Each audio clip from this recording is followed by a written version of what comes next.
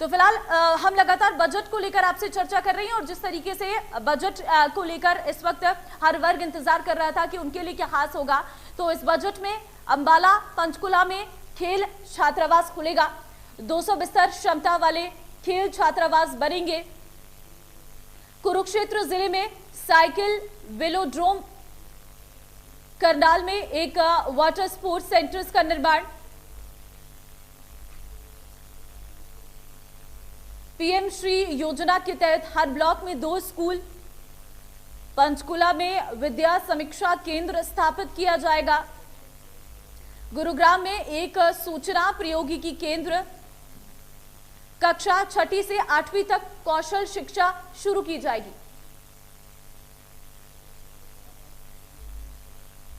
शहद व्यापार नीति तैयार करने का प्रस्ताव, 3 नए बागवानी उत्कृष्टता केंद्र स्थापित करने का प्रस्ताव, गन्नौर में अंतर्राष्ट्रीय बागवानी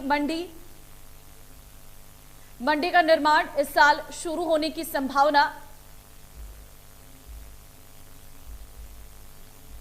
तो ये खास बातें आपको बता रहे हैं। जिंद में अग्निशमन सेवा प्रशिक्षण केंद्र, चंडीगढ़ में अतिरिक्त विधानसभा परिसर का निर्माण,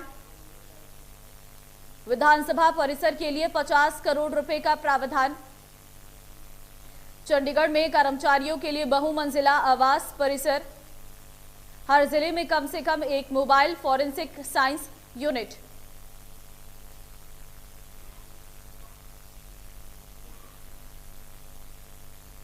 नितिन पलवल से अधिक जानकारी के साथ सीधे जुड़ चुके हैं। नितिन, आपके पास आऊंगी। बजट पर क्या कह रही है आम जनता?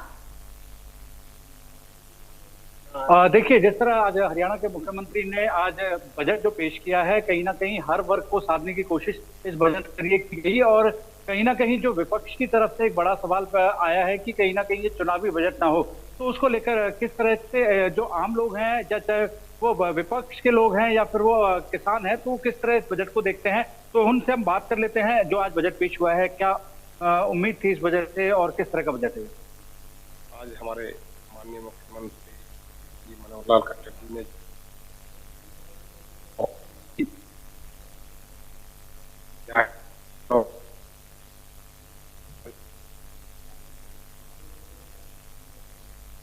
सभी वर्गों और आज बजट पेश किया है उन्होंने 1,83,950 करोड़ रुपए का पिछले बजट की तुलना में 12% लगभग ज्यादा बजट पेश किया है।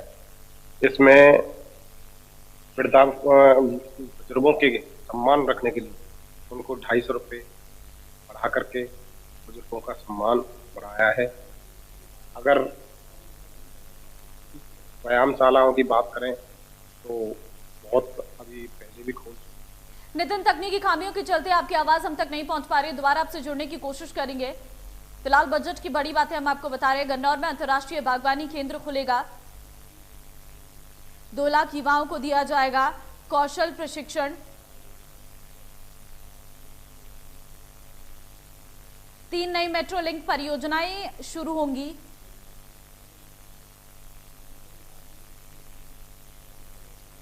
असौधा तक बहादुरगढ़ मेट्रो विस्तार होगा।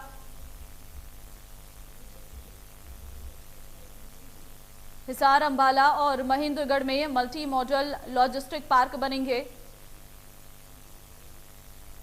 सूरजकुंड में दिवाली उत्सव मेला आयोजित किया जाएगा। तो बजट 2023-24 में रोजगार का पिटारा खोला है सरकार ने। सरकारी विभागों में 65,000 नई नियुक्तियां होंगी।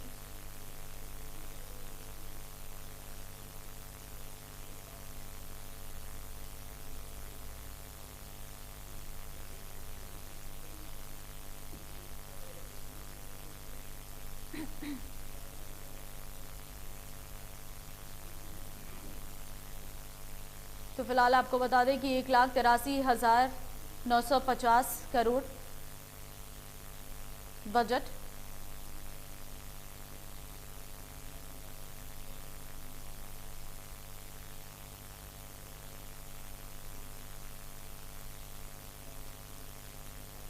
1,83,950 करोड़ का बजट जो है इस बार तैयार किया गया है। पिछले बजट से 11.6% बढ़ा है 2023-24।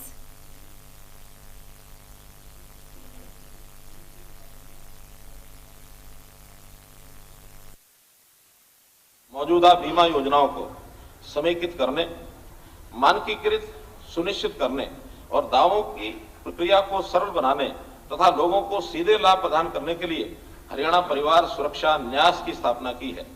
न्यास निम्नलिखित का कार्यान्वयन करेगा।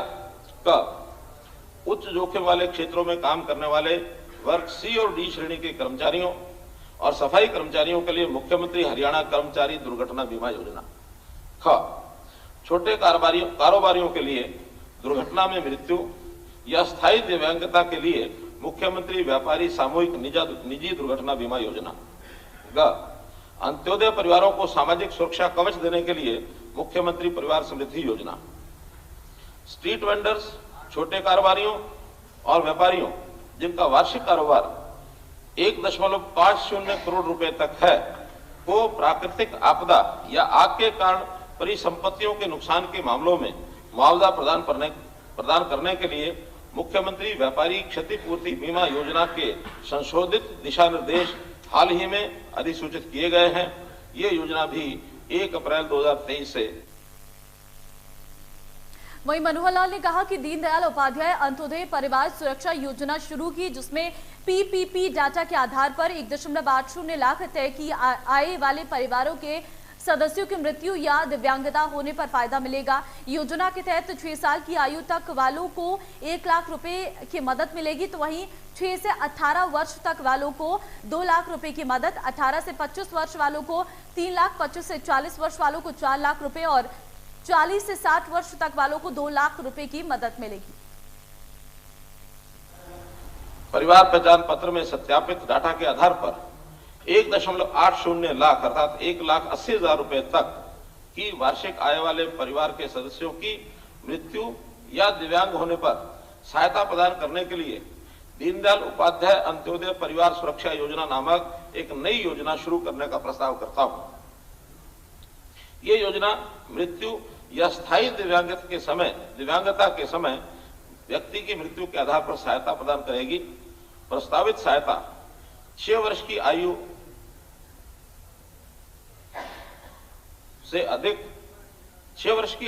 से 1 लाख रुपए और 6 वर्ष से अधिक और 18 वर्ष तक 2 लाख रुपए, 18 वर्ष से अधिक और 25 वर्ष तक 3 लाख रुपए, 25 वर्ष से अधिक और 40 वर्ष तक 5 लाख रुपए, 40 वर्ष से 60 वर्ष तक की आयु के लिए 2 लाख रुपए होगी। इस लाभ में 18 से 40 वर्ष की आयु वर्ग में प्रधानमंत्री जीवन ज्योति बीमा योजना के तहत मिलने वाली 2 लाख रुपए की। सीएम मनोहर लाल ने किसानों पर बोलते हुए कहा कि हरियाणा में किसानों को फायदा मिलेगा। सुनिए जरा। कृषि एवं संबद्ध गतिविधियों का राज्य की अर्थव्यवस्था में 18.5% का योगदान है। भारत के आर्थिक विकास में हरियाणा के किसानों का योगदान सभी जानते हैं। हरियाणा एकमात्र ऐसा राज्य है जो किसानों को 14 फसलों के लिए न्यूनतम समर्थन मूल्य पर आश्वासन देता है। मुझे ये कहते हुए खुशी हो रही है कि मेरी फसल मेरा ब्यौरा पर 9 लाख से अधिक किसान नियमित रूप से पंजीकृत कराते हैं। मेरी फसल मेरा ब्यौरा को व्यापक रूप से अपनाने से राज्य के लिए मेरा पानी मेरी विरासत, धान की बीज से सीधी बिजाई के लिए वित्तीय सहायता, तिलहन और दलहनों को बढ़ावा देने और बाजार भाव न्यूनतम मूल्य से कम होने पर सहायता देने के लिए भावांतर भरपाई जैसी कई अनूठी पहल करना संभव हुआ है।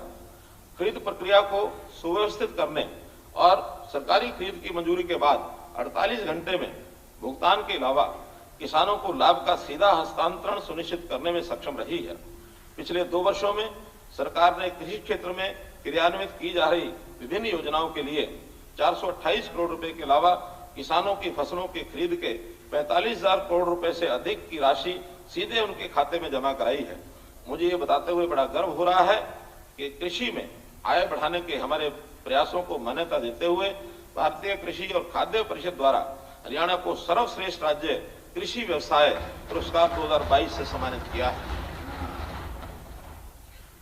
भारत सरकार के प्रस्ताव पर संयुक्त राष्ट्र संघ द्वारा वर्ष 2023 को अंतर्राष्ट्रीय मोटे अनाज वर्ष के रूप में मनाया जा रहा है। हरियाणा सरकार राज्य में मोटे अनाजों की काश्त और खपत को सक्रिय रूप से प्रोत्साहित कर रही है। बाजरे की उत्पादकता में सुधार के लिए चौधरी चरण सिंह हरियाणा कृषि विश्वविद्यालय द्वारा जिला भिवानी के गोकुलपुरा में एक पोषक अनाज अनुसंधान केंद्र स्थापित किया जा रहा है, जो वर्ष 2023 में चालू हो जाएगा। क्लस्टर प्रदर्शन, संकर बीजों के वितरण, प्रमाणित बीज उत्पादन, एकीकृत पोषक तत्व और कीट प्रबंधन से बाजरे की खेती को बढ़ावा देने के लिए 27 करोड़ रुपए की परियोजना तैयार की जा रही है।